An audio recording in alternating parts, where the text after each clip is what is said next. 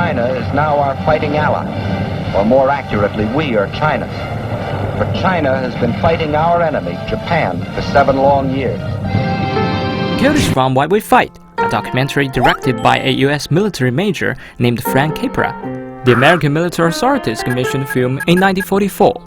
Less than a month after the Japanese attack on Pearl Harbor, 100,000 soldiers of the Chinese Expeditionary Force were sent to ward off the Japanese forces occupying Myanmar. The 10th American Air Force, which had been originally deployed in Myanmar, was posted in North Africa.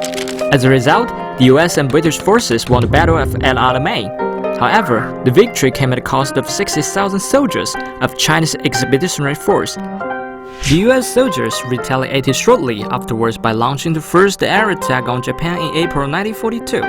After dropping bombs on the assigned targets in Tokyo, the US Air Force flew on until they ran out of fuel. In the Pacific Ocean, US and British Allied forces fought against the Japanese Navy, whilst the most on-the-ground battles against the Japanese Army took place on Chinese soil. Chinese casualties during World War II even exceeded the populations of many European countries. The majority of Japanese forces were defeated on Chinese battlefields. Certain Japanese commanders have presented a recurring headache for the Allied forces. For example, the Japanese General Tomoyuki Yamashita fiercely fought against the Chinese army in Beijing in 1937 and continued to battle up until the last day of the war in 1945 when he fought against the US troops led by General Douglas MacArthur in the Philippines.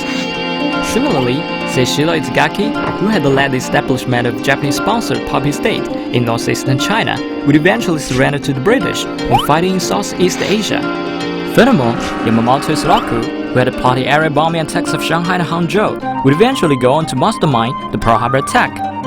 After the surprise aerial attack on the US naval base at Pearl Harbor, China called on the UK, US, and Soviet Union to establish the anti-fascist alliance. On January 1, 1942, representatives of 26 Allied nations fighting against the Axis powers met in Washington, D.C. to sign the Declaration by United Nations. In November 1943, the leaders of US, the UK, and China all attended the Cairo Conference. At the event, the Cairo Declaration was drawn up, which professed that all territories taken by Japan before and during World War II would be restored to a regional sovereign state. In 1945, at the dawn of victory of World War II, the Potsdam Declaration was jointly issued by the United States, the United Kingdom, and China. The declaration called for the surrender of all Japanese armed forces. The 3 above declarations issued by the Allied forces established a new objective for the international post-war order.